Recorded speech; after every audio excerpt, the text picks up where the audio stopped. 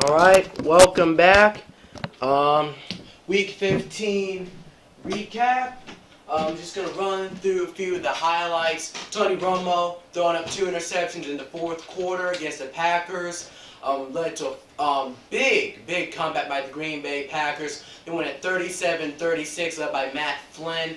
They scored 34 points in the second half. 34. Just a huge win for the Green Bay Packers. Even though they're probably not going to make the playoffs, it's a really inspiring performance by Matt Flynn and the Green Bay offense. New England Patriots lose to the Miami Dolphins 24-20 without Rob Gronkowski. Probably bigger news that Nate Solder left the game with a head injury, did not return. They had Logan Mankins at left tackle. Yes, Logan Mankins at left tackle. And had the rookie R.J. Klein at right tackle. You can just imagine how much pressure Tom Brady was under.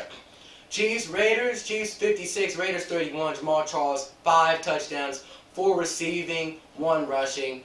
One touchdown short of Gale Sayers' record, but he did become the first running back in NFL history to have 4 receiving touchdowns in a single game.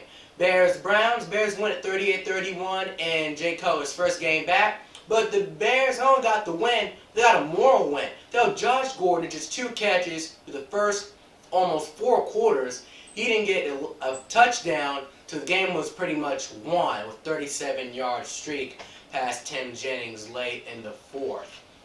Vikings beat the Eagles. Yes, they beat the Eagles. 48-30. Matt Castle, 3 total touchdowns. Matt Asiata playing for Peterson and Gerhardt. 3 rushing scores on the ground. Matt Castle's played so well, he now enters next year as the presumed starter. Yes, the same guy who was traded from the Patriots, cut from the Chiefs, then started and sat on the Vikings. He's now going to next year as presumed starter, so he's definitely taken advantage of the situation. Cardinals beat the Titans yesterday, 37-34. Larry Frazier, though, did leave the game with a concussion on a hit he suffered trying to recover an onside kick. Yes, Larry Frazier tried to recover an onside kick. Titans ultimately did recover, but which was before it went into overtime, and then Fitzpatrick throwing a couple interceptions sealed the game for the Arizona Cardinals. Seahawks beat the Giants 23-0. Eli Manning, not 1, not 2, not 3, not 4, but 5 interceptions. His total on the year now is 26. Surprising, Geno Smith only has 20, so he's out. He's throwing more interceptions than a rookie, and yet he's a 9-year pro. Seattle, though, on the fast track to clinch #1 seed in the NFC. The last 2 games, guess where, are at home.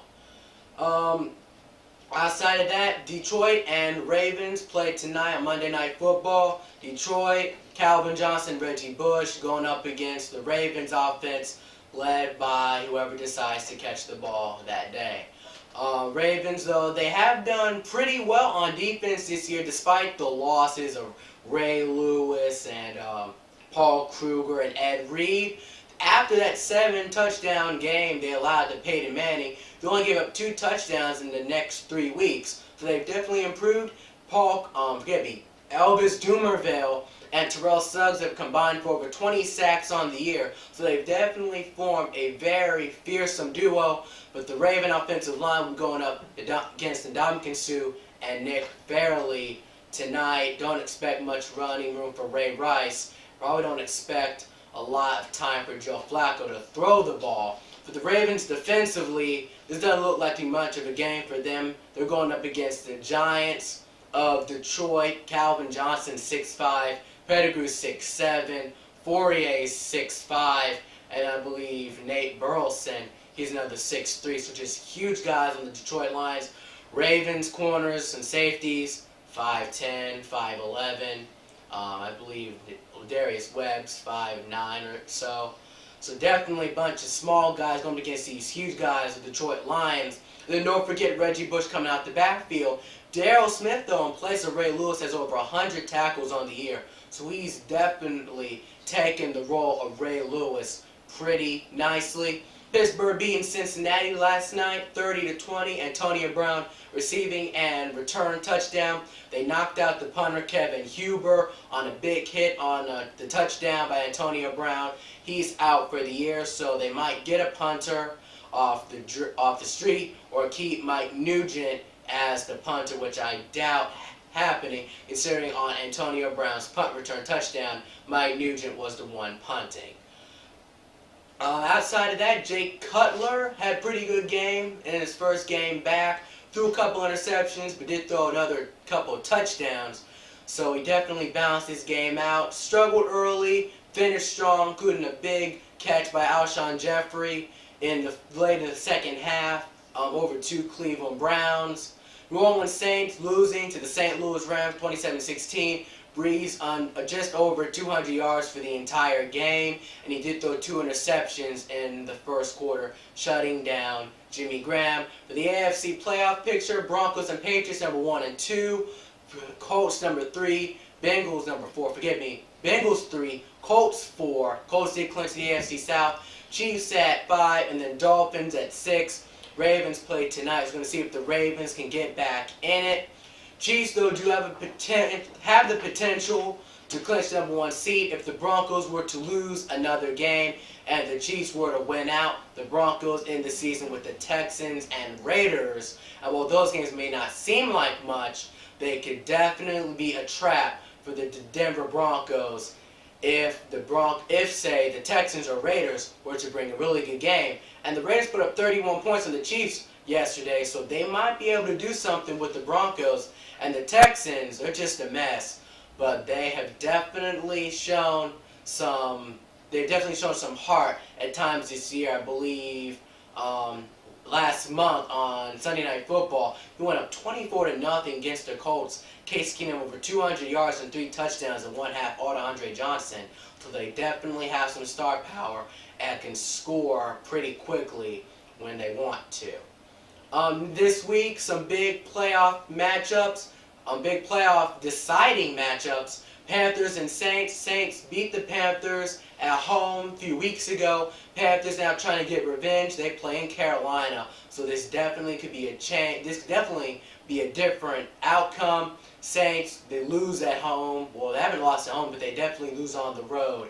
So Carolina should be able to get this win over the New Orleans Saints. Chiefs playing the Colts this week in Arrowhead. Colts trying to move up after the Bengals lost. Chiefs, though, trying to finish the season strong at home. For the Patriots this week, they do have to play in Baltimore. 425 game move from 1 to 4 to the NFL's flex scheduling. Patriots number 2 seed. Ravens still now back out of the playoff hunt due to the Dolphins win. So Patriots definitely going to try to keep the Ravens out of it as they look to also clinch the first seed. And the Denver Broncos losing on Thursday night to the Chargers, they now essentially put their playoff spot in the hands of 2 other very dangerous AFC teams. So that one loss could spell doom for the Denver Broncos if say the Raiders or the Texans were to get a win. Outside of that, it's just pretty rough week this week for some teams. A lot of unexpected wins. The Rams getting a win. The Vikings beating the Eagles, surprisingly. The Steelers beating the Bengals. I mean, the game just started out pretty terribly for the Bengals. Got up down 21-0 before the first quarter even started. They were able to come back, put some points on the board, but the Steelers clearly had momentum, even though the Steelers were playing their third center last night. Tonight's preview, I'm going to go with the Detroit Lions. They just have too much offense for the Ravens. Ravens don't have enough offense. And the Lion defense, they are definitely going to pose a challenge for the offensively challenged Baltimore Ravens. Joe Flacco, again, probably won't have much time. And keep in mind, though, the coverage abilities of the Detroit Lion linebackers, DeAndre Levy, second in the NFL with 5 interceptions. Outside of that, that's pretty much it for this week. I'm going to try to be back with you guys on Wednesday or Thursday to recap tonight's game and then maybe do a little bit of an injury update for some of the injured players. Larry Fitzgerald, Nate Solder, Peterson, Gerhardt, all were injured this week, so maybe I'll be able to hopefully get some updates on their injuries and see if they're able to return this week. Outside of that, I'm Deveraeux Frazier, and I'll see you guys after the game. That wasn't as good. You were